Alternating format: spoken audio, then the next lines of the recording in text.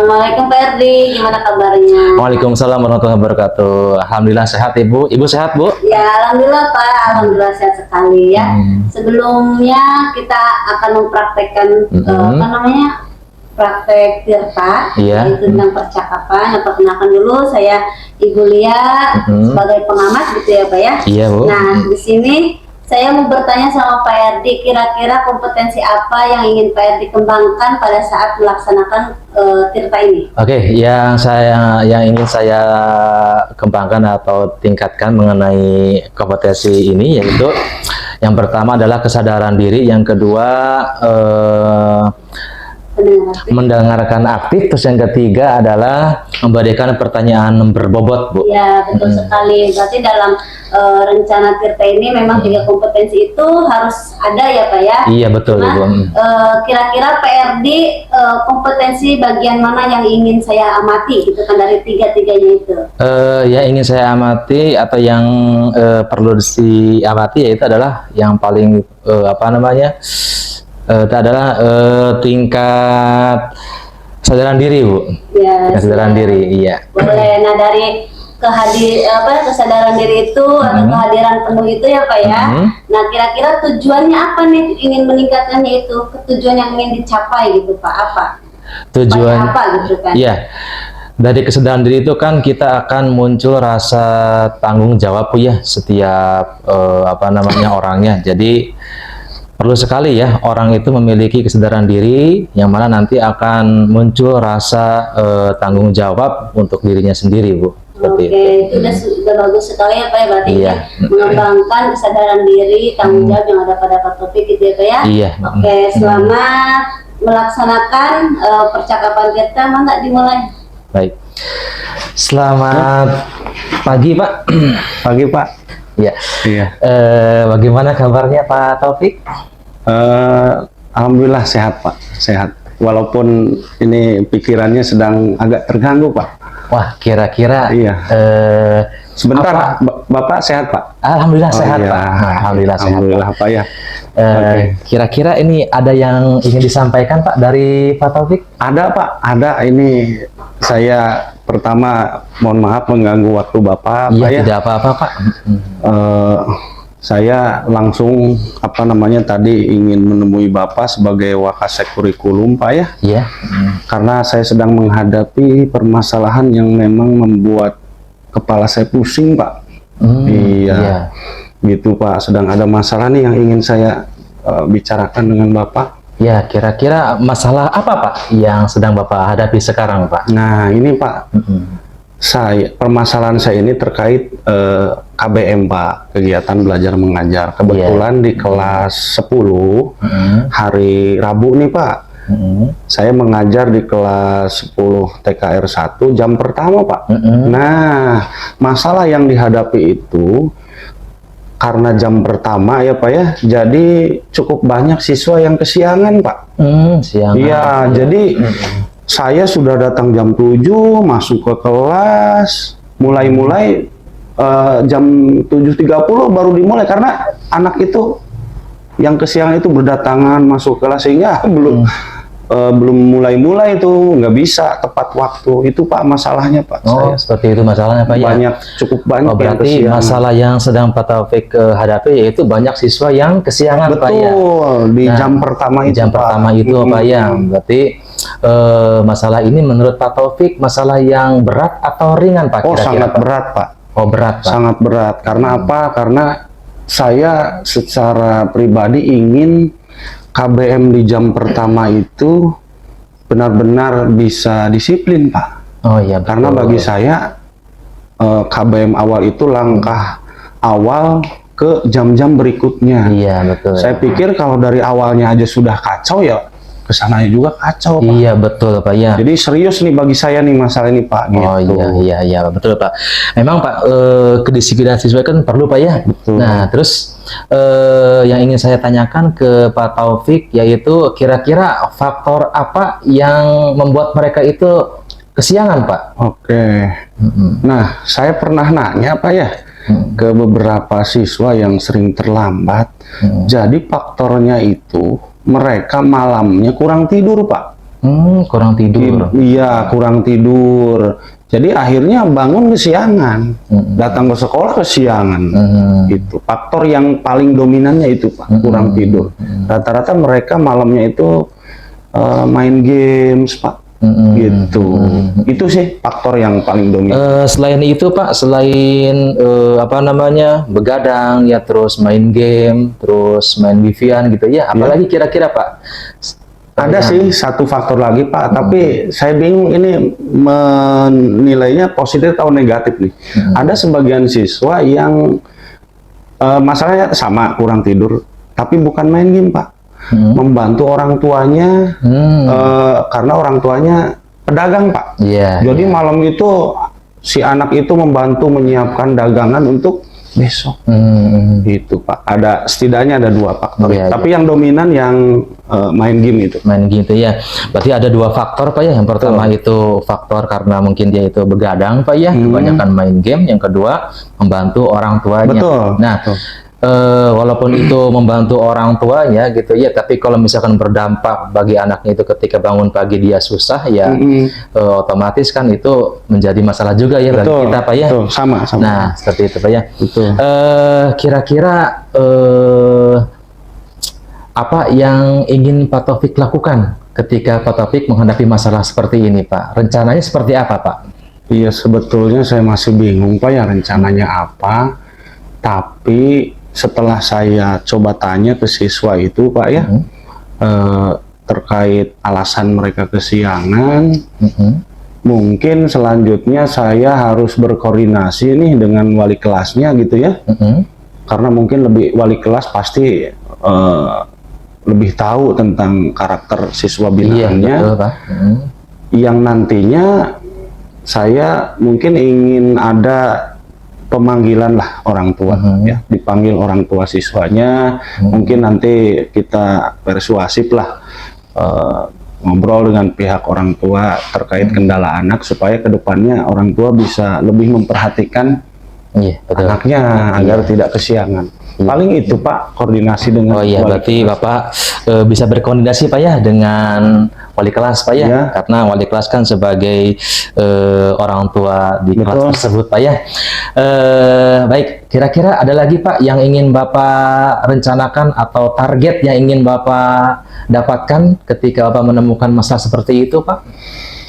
Langkah lainnya Pak? Iya, langkah lain ya tetap pembinaan ke anak sepertinya harus terus jalan ya. Walaupun nanti sudah dipanggil orang tua, karena sebetulnya dalam belajar itu ada kesepakatan Pak, ada keyakinan kelas, ya harus terus ditanamkan keyakinan kelas itu. Jadi seandainya nanti tetap masih ada yang kesiangan, bimbingan ke anak juga saya sebagai gurunya gitu ya, tetap dilakukan. Iya, betul Pak. Ya targetnya minggu depan di pelajaran yang di kelas itu lagi Pak. Berarti sebelum nanti saya masuk ke jam, pelajarannya sudah harus ditempuh tuh. Pemanggilan koordinasi dengan wali kelas dan pemanggilan orang tua. Berarti dalam waktu kurang lebih 6 hari Pak lah. 6 hari. Karena saya ingin ada perbaikan di pertemuan minggu depan. Baik, bagus sekali Pak ya. Rencana Pak Taufik, target Pak Taufik mengenai masalah yang sudah dihadapinya, ya mudah-mudahan bisa berjalan dengan lancar Pak ya, apa yang sudah direncanakan oleh Pak Taufik ya. Iya. Baik Pak. Dan nanti saya juga tetap minta bimbingan lagi, apalagi ketika nanti progresnya tidak langsung naik, bagus ya nanti boleh saya ngobrol lagi dengan Bapak nih. Boleh Pak, boleh. Siapa lagi kalau bukan ke Bapak nih? Boleh Pak, saya siap meluangkan waktu untuk Bapak. Baik, itu aja mungkin Pak. Sekali lagi terima kasih atas waktunya. Sama-sama Pak. Jangan bosan-bosan kalau kedepannya saya konsultasi lagi dengan Bapak. Iya, siap. Mangga Pak. Iya, sama-sama Pak. Percakapan itu terjadi, saya secara pribadi berharap dengan menjadi pendengar aktif ini bisa membantu rekan saya dan istilahnya membantu memberdayakan yang sebetulnya rekan saya itu sudah ada potensinya gitu. berarti ingin memberdayakan potensi yang Ya, ada dalam rekannya. betul, Terima betul. kasih Pak Taufik. Iya, siap. Enggak, silakan dimulai untuk percakapannya. Oke. Ya, Pak Erdi, Ya, Pak Taufik. gimana nih kabarnya hari ini? Alhamdulillah baik, Pak. Alhamdulillah. Bagaimana Pak Taufik? Sehat, Pak? Sama, alhamdulillah. Saya juga dalam keadaan sehat walafiat. Alhamdulillah ya, Pak. Bagaimana nih Pak Erdi? Tampaknya ada yang ingin dibicarakan ya? Ya, sebelumnya saya mohon maaf Pak ya mengganggu waktunya Pak. Di sini saya ingin coba menceritakan Pak pengalaman saya sekaligus masalah saya Oh, ya. begitu. Ya, Nah, di Pak. sini saya punya masalah Pak. Saya sebagai wali kelas 10. Nah, ini ada masalah Pak. Oh gitu. Ya, masalahnya Boleh apa? Sampaikan permasalahannya. Baik Pak, masalahnya ini adalah kasus anak yang merokok Pak di sekolah. Nah, ini kan iya. sudah termasuk hal yang tidak baik Pak ya, Betul. dan sudah melanggar tata tertib sekolah Pak. Betul. Nah, itu Pak. Jadi masalahnya itu adalah merokok di lingkungan sekolah. Oke.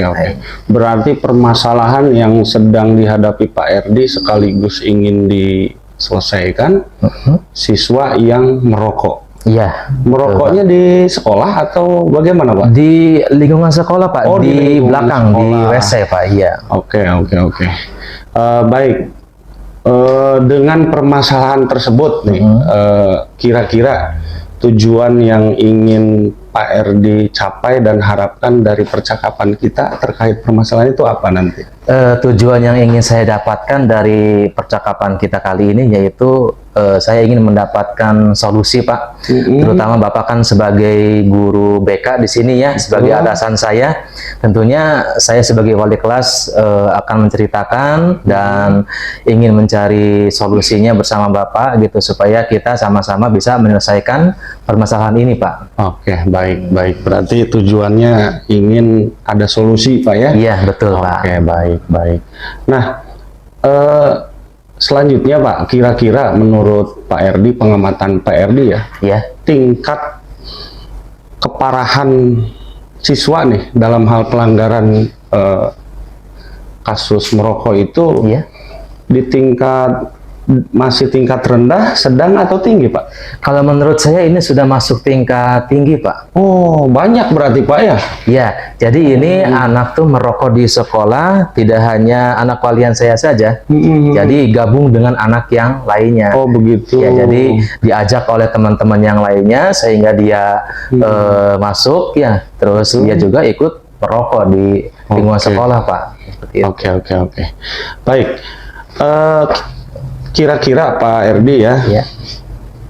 setelah Pak Erdi mengamati nih kasus ini, faktor yang melatar belakangi siswa melakukan pelanggaran itu apa kira-kira Pak? Nah, faktor yang melatar belakangi terjadinya yaitu Pak kasus merokok itu siswa tersebut itu biasanya gabung dengan siswa-siswa yang lain atau disebut dengan anak yang lain atau kelas yang lain, Pak ya. Nah, dia bergaul dengan teman-teman yang lainnya, gabung ya seperti biasa ya anak laki-laki gitu, Pak ya. Nah, itu karena bergabungnya dengan teman-teman yang lainnya, itu merokok dan akhirnya teman yang satu ini ya atau anak walian saya ini terpengaruh Pak. Betul. Terpengaruh ya, jadi pada akhirnya dia ikutan merokok gitu. Betul. Nah, dan faktor yang lainnya mungkin anak tersebut ingin terlihat luar biasa atau jago Pak ya, dibandingkan dengan anak-anak yang lainnya. Karena apa? Merokok di sekolah itu adalah hal yang menantang Pak menurut mereka mungkin Pak.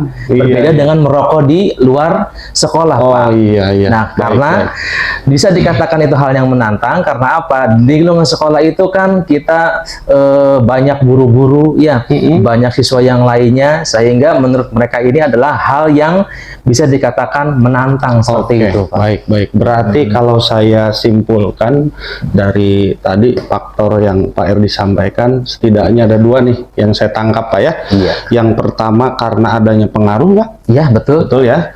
Yang kedua karena adanya faktor siswa itu ingin menunjukkan diri ya, Menunjukkan diri Pak. Iya. jago kalau bahasa tadi ya, Iya. bahasa siswa itu ingin ngajago kalau bahasa Sundanya ya, Iya, Pak Erdi ya, betul, Pak. Iya. ingin ngajago. Oke, dari faktor pengaruh dulu nih Pak Erdi, kira-kira langkah yang terpikir oleh Pak Erdi untuk memutus pengaruh antar teman itu bagaimana nih? Kalau memutus pengaruh antar teman itu biasanya kita adakan bimbingan terlebih dahulu Pak. Ya. Bimbingan dulu ya dengan anak walian saya gitu. Nah, saya ajarkan dan saya bimbing anak tersebut ya supaya jangan sampai terpengaruh oleh temannya yang tidak baik. Kalau sudah sampai terpengaruh oleh temannya yang tidak baik, maka seterusnya akan tidak baik juga. Oke. Dan saya suka memberikan arahan kepada anak itu supaya dia itu bisa memilih teman mana yang baik, mana yang bisa menjerumuskan. Nah, kalau misalkan kita bisa memilih teman yang baik, maka kita pun akan terbawa baik. Kalau sebaliknya gitu ya, kalau dia gaulnya atau bertemannya dengan anak-anak yang bisa menjerumuskan ke dalam hal yang tidak baik, otomatis dia akan terjerumus gitu ya.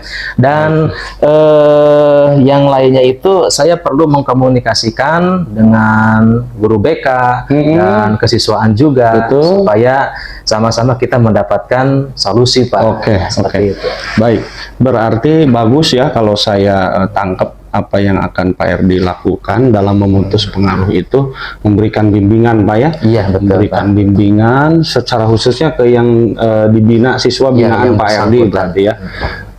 Nah, oke. Kemudian yang kedua Pak tadi terkait faktor siswa yang ingin menunjukkan dirinya ya bahwa saya itu apa namanya jago gitu ya. Tentunya itu kan negatif Pak ya. Nah, untuk mengatasi itu nih, kira-kira yang faktor yang kedua itu gimana?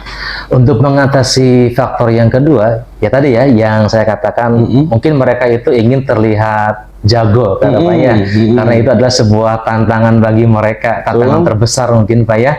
Nah, ketika saya melihat hal seperti itu, ya maka saya akan coba lakukan ini yang pertama yaitu berkomunikasi dengan guru BK dan seterusnya nanti ke kesiswaan. Apabila masih bisa ditangani oleh saya sebagai wali kelas, ya maka selesai. Tapi kalau misalkan saya sebagai wali kelas belum bisa atau apa namanya menyelesaikan masalah tersebut, ya otomatis saya nanti komunikasi dengan Bapak sebagai guru BK dan nanti saya akan tembuskan ke kesiswaan seperti itu ya Pak. Jadi intinya mah ada ketegasan dari saya dulu gitu Pak ya. Betul. Nah, wali kelas itu kan ibaratnya sebagai orang tua di kelas tersebut Pak ya. Nah, jadi sebagai orang tua otomatis akan memberikan arahan dulu Pak. Nah, kalau misalkan orang tua tidak bisa menyelesaikan, maka dia akan mencari bantuan seperti itu Pak. Baik. Makasih nih Pak Erdi. Iya Pak. Yang saya apresiasi ya dari penjelasan Pak Erdi. Pak Erdi menunjukkan tanggung jawab sebagai wali kelas yang memang betul ya, bahwa wali kelas itu tadi yang Pak Erdi sampaikan adalah orang tua di sekolah. Jadi langkah awal yang memang akan ditempuh Pak Erdi adalah saya sebagai orang tua harus bisa membimbing anak-anak karena mereka dititipkan ya oleh orang tua. Kira-kira nih Pak Erdi, untuk langkah yang akan ditempuh Pak Erdi itu kapan nih? Ada target nggak nih untuk melangkah seperti yang tadi disampaikan? Berapa lama nih targetnya? Target setelah ini mungkin Pak ya, setelah adanya permasalahan ini Pak ya. Nah, jadi saya punya target atau rencana berikutnya ya. Kalau misalkan nanti ada muncul kasus seperti ini lagi Pak ya, saya tidak akan segan-segan. Ya, pertama saya akan memberikan bimbingan dulu kepada anak. Ya, saya berlaku tegas sebagai wali kelas gitu ya. Dan saya tidak mau sebagai wali kelas itu anak saya itu terjerumus dalam hal-hal yang tidak baik Pak. Tujuan saya membimbing anak-anak di kelas saya gitu ya. Tujuannya apa? Ingin menjadikan anak saya itu anak yang memiliki akhlak yang baik. Nah, akhlak yang baik kepada siapa? Kepada guru, kepada temannya, ataupun kepada orang tuanya. Nah, itu target saya atau rencana saya. Dan pastinya ya saya minta kerjasamanya ya dengan BK ataupun kesiswaan, yang mana tiga pihak ini harus bisa saling berkolaborasi Pak, untuk sama-sama komunikasikan tentang masalah yang sedang dihadapinya seperti itu Pak. Baik.